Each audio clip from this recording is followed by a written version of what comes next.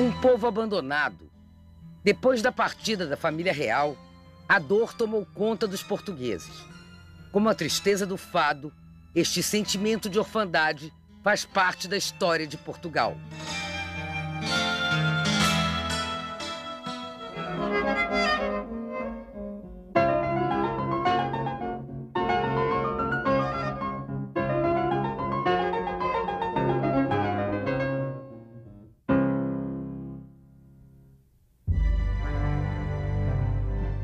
Não seria a primeira vez que os portugueses perderiam um monarca. Em 1578, o jovem rei Dom Sebastião desapareceu na Batalha de Alcácer Quibir, contra os mouros no norte da África. Seu corpo jamais foi encontrado. O país perdeu soberania, ficou 60 anos anexado à Espanha. Dom Sebastião passou a ser cultuado como uma espécie de santo. Depois dele, nenhum rei de Portugal seria coroado. A coroa ficaria ao lado do monarca numa cerimônia chamada de aclamação, como se o país estivesse à espera do retorno do rei guerreiro. Para um homem como Napoleão, ter sido enganado por um príncipe que ele considerava um inimigo menor também não foi um sentimento fácil de digerir. Hoje, os historiadores franceses já admitem que Portugal foi o início da derrota bonapartista. Les historiens français sont assez peu intéressés à la campagne du Portugal parce qu'elle n'est considérée par les historiens français que comme le début de la guerre d'Espagne, qui, elle, est le grand événement, celui qui va provoquer la chute de Napoléon.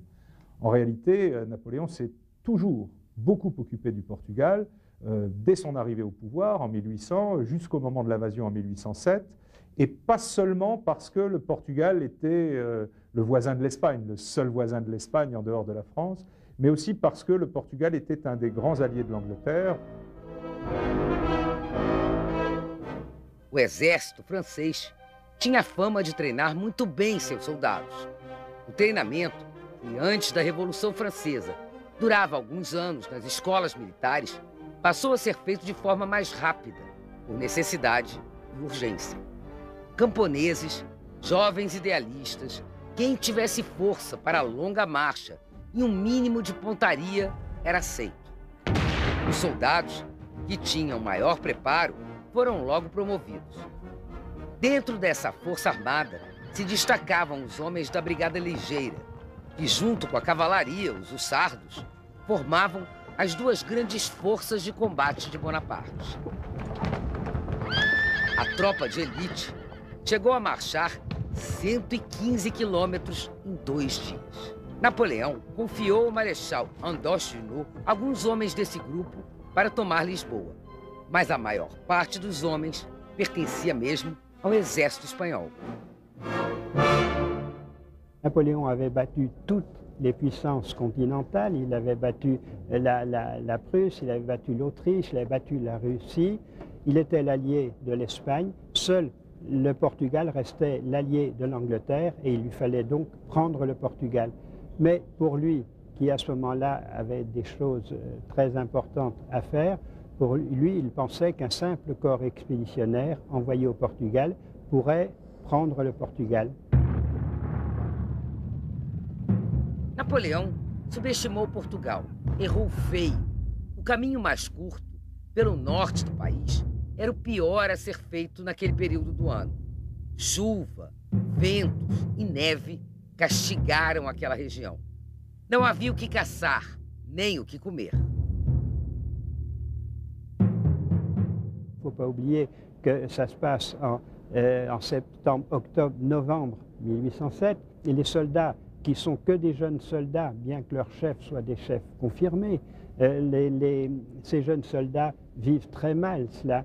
Et du coup, il en perd beaucoup en route. Sur les 22 000 qui partent, il n'y en a que 1800 qui arrivent à Lisbonne. Mais à ce moment-là, il n'y a pas d'armée portugaise pour lutter contre elle. As tropas francesas chegaram a Lisboa em frangalhos. Encontraram igrejas, palácios, fortalezas, tudo abandonado. A corte havia partido, ganhado o oceano, levara com ela ouro, joias, prataria, metade da moeda circulante no país.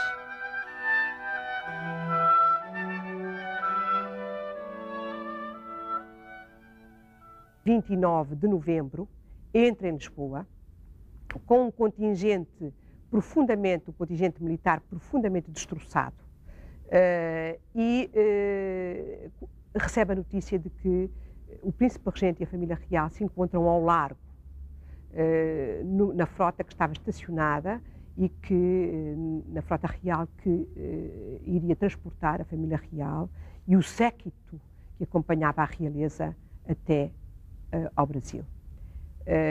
Naturalmente que os primeiros momentos são momentos tumultuosos na cidade de Lisboa, porque é um contingente de alguns milhares de tropas que vão chegando aos poucos à cidade. A cidade, as pessoas fecham as trancas às portas, as lojas, o comércio fecha-se, conspira-se em cada esquina, o povo está aturdido e não consegue dar sentido ao que se está a passar.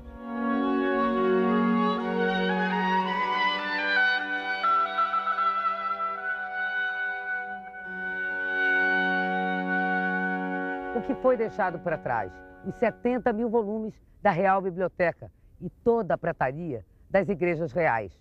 Sorte que, como estavam embalados em caixotes que foram cobertos pela lama, sequer foram notados pelos invasores franceses. Algumas carruagens também não foram embarcadas e até hoje estão no Museu Nacional dos Coches em Lisboa. Os soldados franceses e espanhóis entraram em conventos e palácios, roubaram o pouco que restou. 8 meses após a chegada das tropas inimigas, um antigo aliado apareceu em Portugal.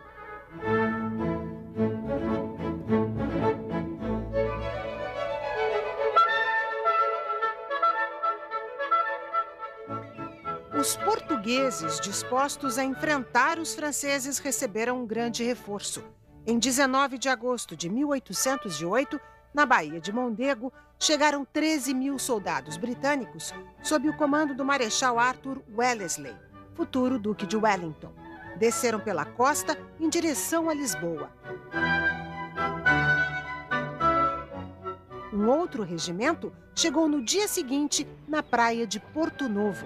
O encontro com as tropas de Junot foi no pequeno povoado de Vimeiro, a 100 quilômetros de Lisboa, uma batalha que fez história. O pequeno museu no Convento da Graça serviu como despensa do quartel-general de Junot na região. Hoje, guarda as lembranças da vitória que portugueses e ingleses juntos tiveram em 21 de agosto de 1808. O Marechal Junot se rendeu um dia depois da esmagadora derrota na Batalha do Vimeiro.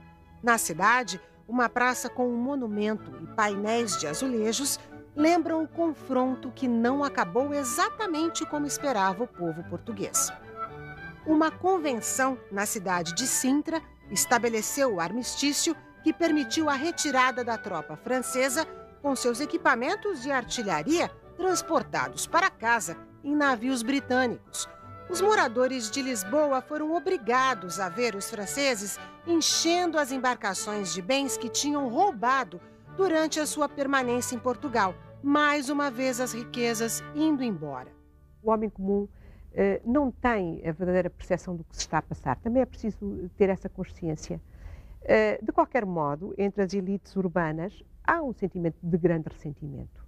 Porque, de facto, os ingleses toleram, porque a Convenção de Sintra é assinada com a mediação inglesa e é com o aval inglês que os franceses partem com o melhor das rapinas que haviam realizado, do ponto de vista das coleções, obras de arte, bens imóveis de particulares. Portanto, eu diria que essa pilhagem que os ingleses permitem que os franceses realizem, porque a Convenção de Sintra é assinada com a arbitragem inglesa, Dalrymple, e mais, tem um outro aspecto que também é chocante para nós hoje, é que no artigo, penso que 17º da Convenção de Sintra, se procura pôr uma espécie de passar uma esponja por todo o colaboracionismo anterior. Não dar rosto, não dar nome a todos os colaboracionistas com os invasores, porque, no fundo, sancionando uma estratégia de legitimidade das instituições, que continuavam ativas e aptas a conduzir os destinos do reino, e passando uma esponja sobre o colaboracionismo político. As campanhas vitoriosas do Duque de Wellington ilustram até passagens subterrâneas em Londres. Em Hyde Park Corner, o herói dos ingleses recebeu várias homenagens. Do rei de Portugal, ganhou os títulos de Duque da Vitória, Marquês do Douro e Torres Vedras e Conde de Vimeiro, em 1813. Nós estamos aqui no centro da memória inglesa. Temos aqui a estátua do Duque de Wellington, temos ali a casa Apsley House, onde ele viveu, e temos ali o Arco do Triunfo, erigido em memória das batalhas de Wellington e, sobretudo, da batalha de Waterloo, que o Wellington venceu. E é preciso dizer que a primeira batalha que o Wellington, na altura Wellesley, venceu em Portugal foi a Batalha do Vimeiro e foi a primeira batalha vitoriosa dos ingleses no continente ao fim de mais de 50 anos.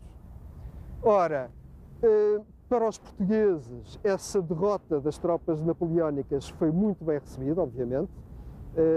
Rapidamente o Junot aceitou a derrota e aceitou a partida, através da Convenção de Sintra. Lord Beresford, outro militar inglês, presidia a junta de governo que tentou administrar Portugal nestes tempos difíceis. Sempre descrito como um oficial rigoroso com as tropas, ele foi acusado de promover várias execuções de oficiais portugueses, sem o julgamento de um tribunal militar. Arthur Wellesley voltou para a Península Ibérica para expulsar os franceses mais 2 vezes. A segunda invasão foi em março de 1809. A Ponte das Alminhas, na cidade do Porto, marca o momento do desespero da população. As pessoas se jogando no Rio Douro na investida do exército francês, comandado pelo Marechal Jean de Soult. 2 meses depois, nova vitória dos soldados ingleses e portugueses. Quando aconteceu a terceira invasão, em julho de 1810, o plano de encurralar os franceses foi posto em prática. 150 mil camponeses portugueses, contratados por Sir Wellesley, na sua incrível estratégia de defesa, demoliram sedes de fazendas, arrebentaram estradas, desmataram florestas. Rios tiveram o curso desviado. Tudo para formar as 3 barreiras de defesa em mais de 80 quilômetros, que ficaram conhecidas como linhas de Torres Vedras, isolando Lisboa dos ataques terrestres. Os fortes eram construídos em segredo, com ferro, terra e pedras da região, e ficavam escondidos na paisagem. De longe, os paióis pareciam, de propósito, moinhos abandonados. Este mapa espanhol não conseguiu orientar o exército francês. O inimigo só percebia quando levava os primeiros tiros. Em 6 de março de 1811, os soldados de Napoleão, liderados pelo Marechal André Massena, saíram de Portugal à francesa. Foi uma guerra muito violenta até para os padrões da época. Os franceses espalharam o medo com estupros e execuções exemplares. Os portugueses revidaram com crucificações, enforcamentos e pessoas queimadas nas fogueiras. Após 3 invasões do exército francês, o número estimado de mortos aqui em Portugal chegou a 250 mil.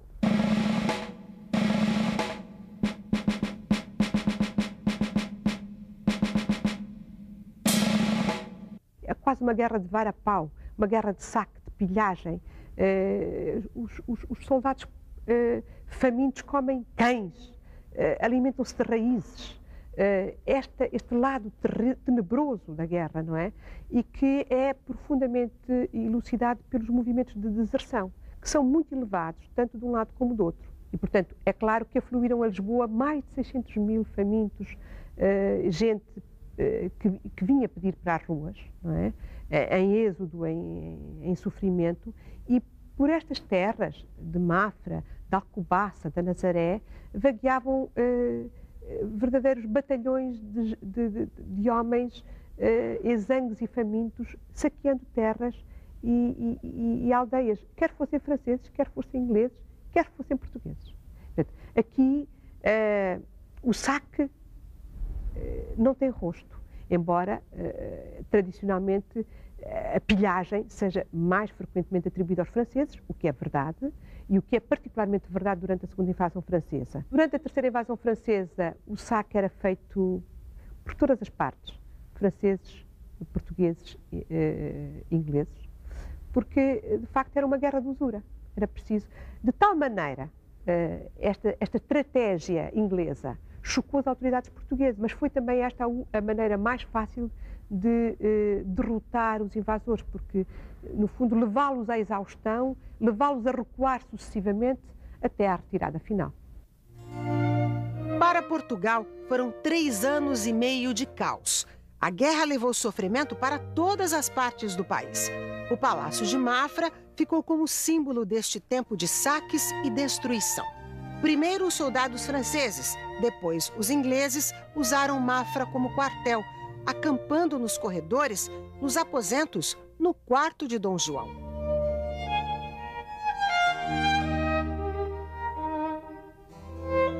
Hoje, restam os fortes como o dos Olheiros, o de São Vicente e o Castelo de Torres Vedras. Atrações turísticas que contam a saga do povo português.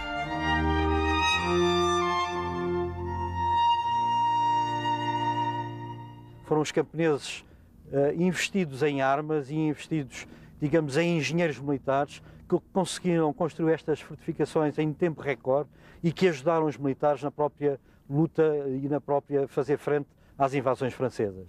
É bom que nós, portugueses, tomemos consciência da importância que tivemos há 200 anos atrás no volte-face daquilo que era a história da Europa.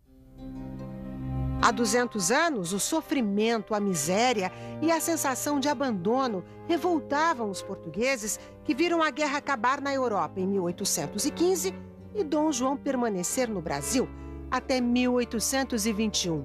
Um relato da época resume o estado de ânimos.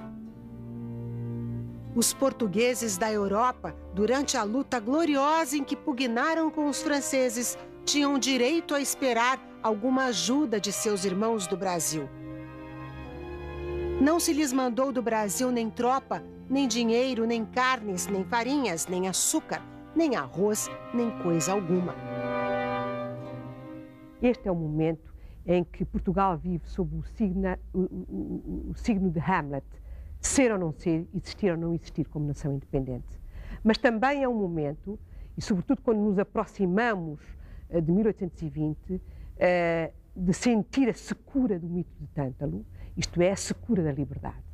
Porque Espanha tinha ensaiado vitoriosamente a liberdade em 1812, com a Constituição de Cádiz. Depois temos a revolta de Riego, que vai conduzir novamente ao liberalismo, à implantação do liberalismo em Espanha em 1820, e os conspiradores pacatos e prudentes, que contavam com os seus irmãos de exílio em Inglaterra, onde se fazia um jornalismo de primeira água, em defesa das ideias da liberdade e da monarquia constitucional, aspiram dolorosamente pelo retorno do príncipe, neste caso já rei, que havia sido aclamado em 1815 no Brasil, rei do Reino Unido, Portugal, Brasil e Algarves, aspiram pelo retorno do rei, mas também pela implantação de um regime monárquico constitucional no reino. Eu diria que esta conjuntura é uma conjuntura de um dramatismo histórico tamanho, mas de um majestoso parto, que é o parto de uma nação independente, que é o Brasil, e de uma tomada de consciência muito dolorosa do profundo atraso da nação portuguesa em relação a